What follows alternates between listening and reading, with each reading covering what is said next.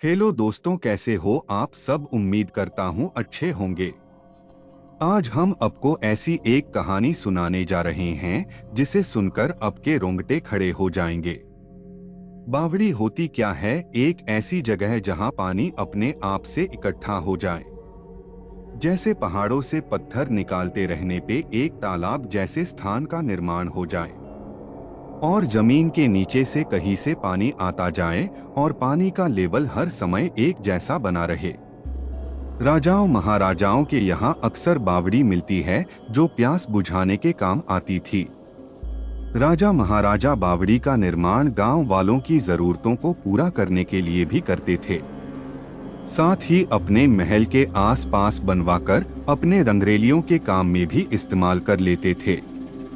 कहते हैं भानगढ़ किले के अंदर भी एक बावड़ी है जहां वहां की स्त्रियों ने जौहर किया था और अब वहां उनकी आत्माएं विचरती है, ऐसा लोगों का मानना है। ठीक है क्लास, आज यहीं तक, कल इसके आगे पढ़ेंगे। इतिहास के अध्यापक रमेश ने बच्चों को समझाते हुए कहा।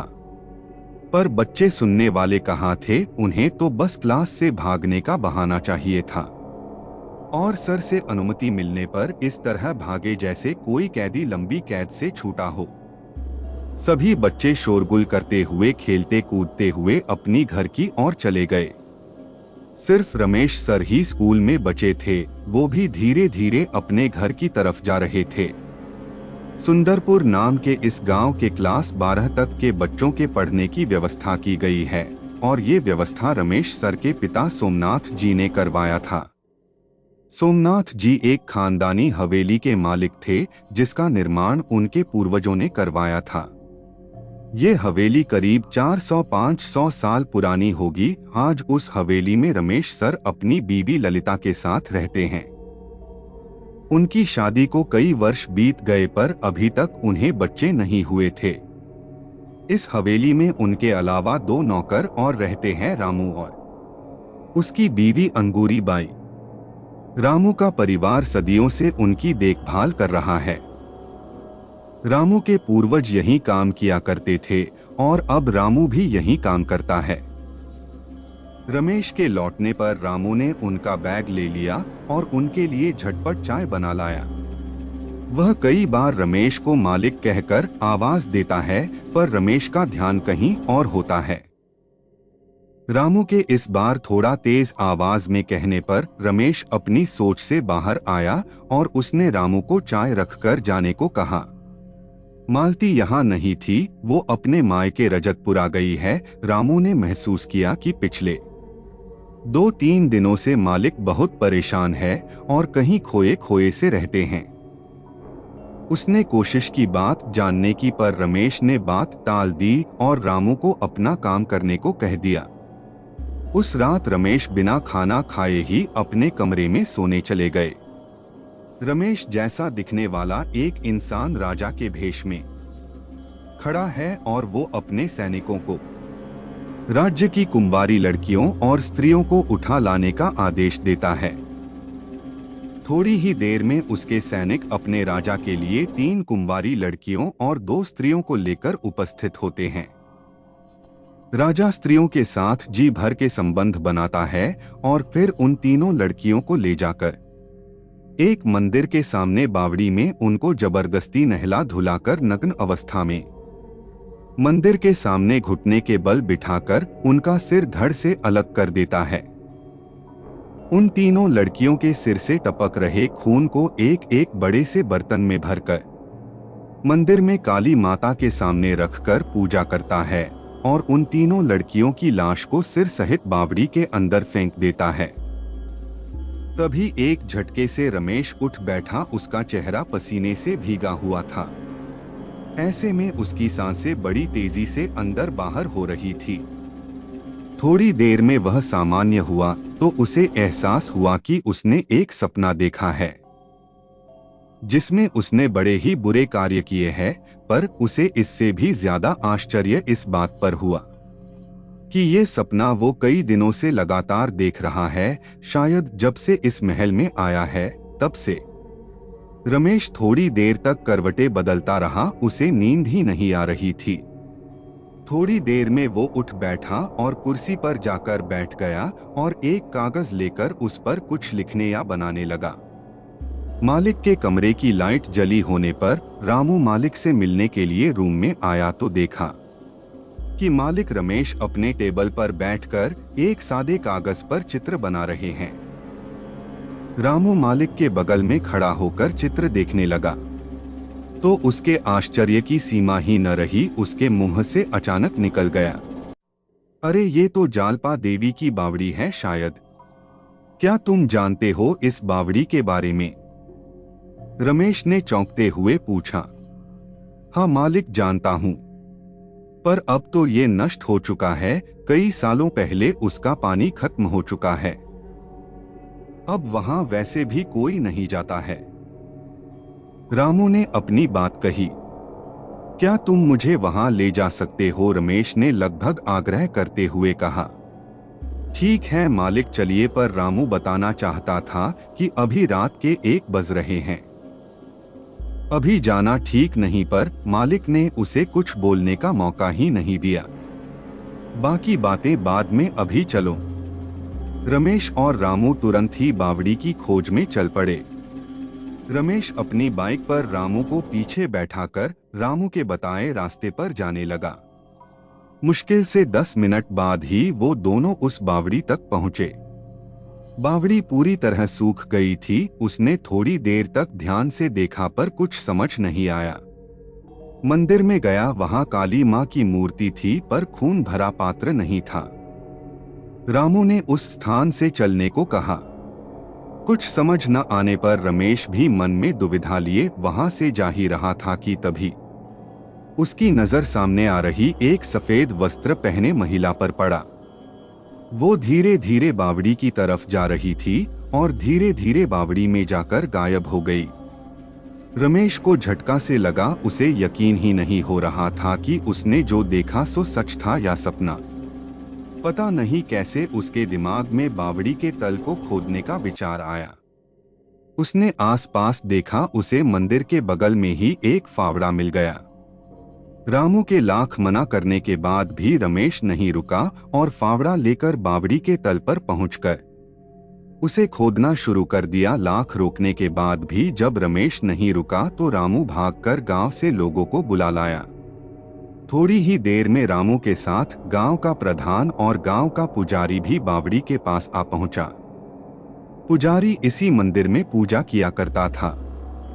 जब गांव वाले रामू के साथ बावड़ी के पास पहुंचे तो बावड़ी के अंदर देखकर उनका आंख आश्चर्य की सीमा तक फटी जा रही थी।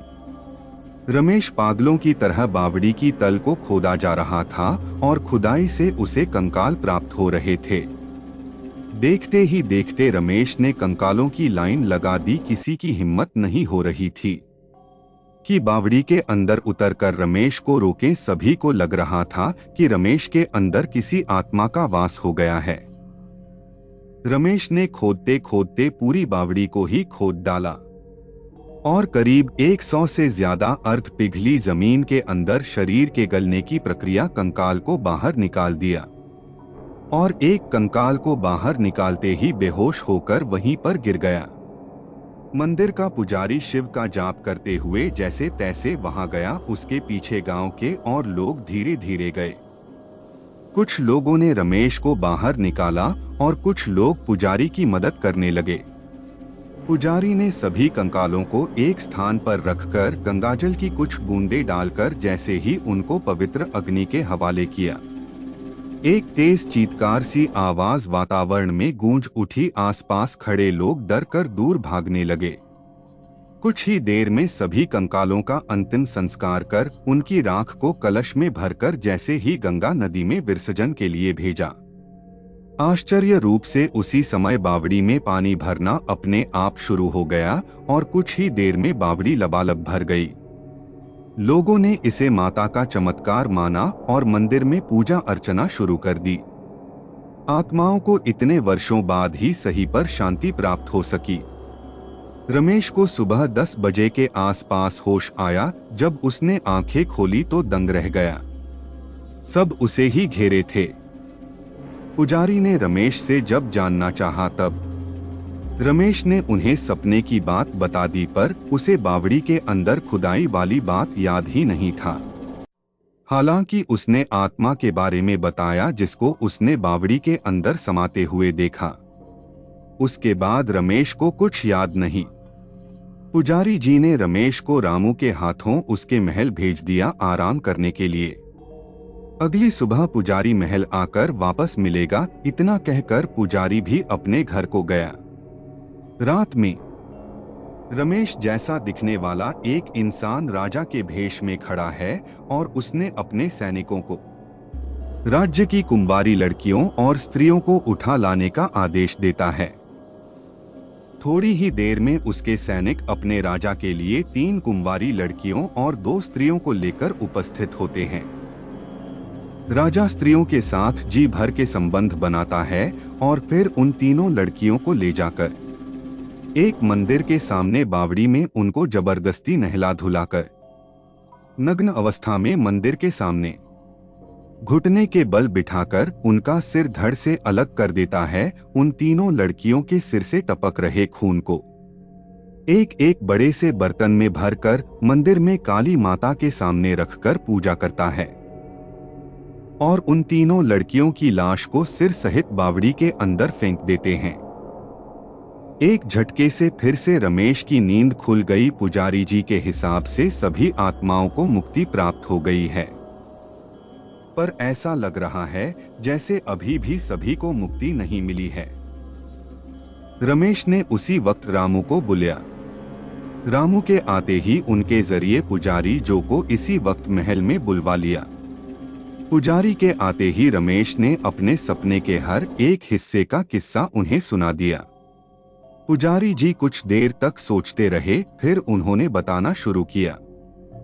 रमेश पहले में संशय में था, पर अब यकीन हो गया कि तुम अपना पुनर्जन्म लेके आए हो और ये घटना तुम्हारे पिछले जन्म की है। उस जन्म में तुम राजा मलेच के नाम से थे और ये सारे बुरे कार्य तुमने उसी जन्म में किए। ये जन्म तुम्हें अपनी उसी गलती को सुधारने के लिए मिला है। मैं जरूर सुधारूंगा पुजारी जी, पर अब और कौन सी बावड़ी बची है? सोचते हुए पुजारी जी से पूछा। इस गांव में एक और बावड़ी थी, पर अंग्रेजों के राज्य में इस गांव को 2 भागों में बांट दिया गया। दूसरी बावड़ी उसी गांव में होगी। पुजारी ने कुछ सोचते हुए कहा, ठीक है, मैं अभी चलने को तैयार हूं। रमेश ने तुरंत ही पुजारी जी को अपने साथ चलने को कहा, क्योंकि रामू को प्रधान को साथ लाने को कहा, क्योंकि ये दूसरे गांव का मैटर है तो बवाल हो सकता था।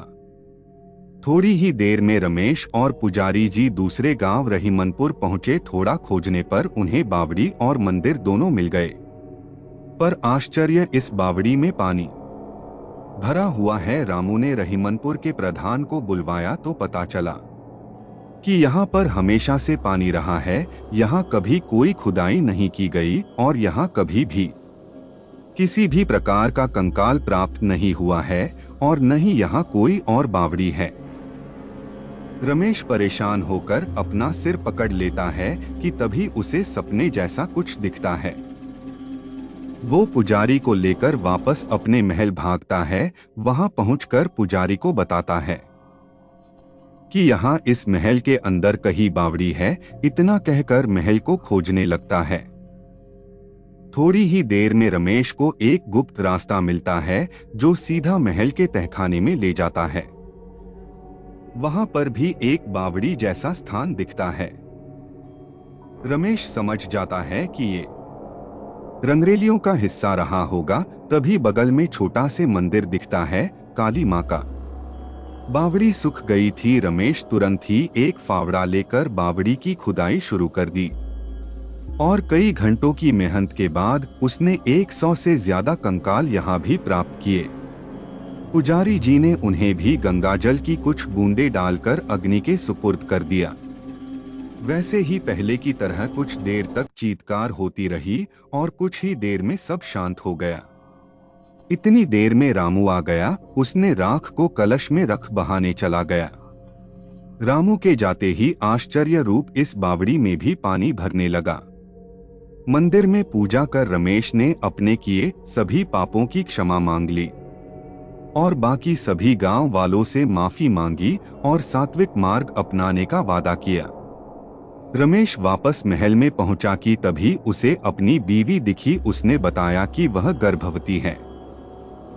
रमेश को समझ ही नहीं आया कि ये बावड़ी का वरदान है या कुछ और।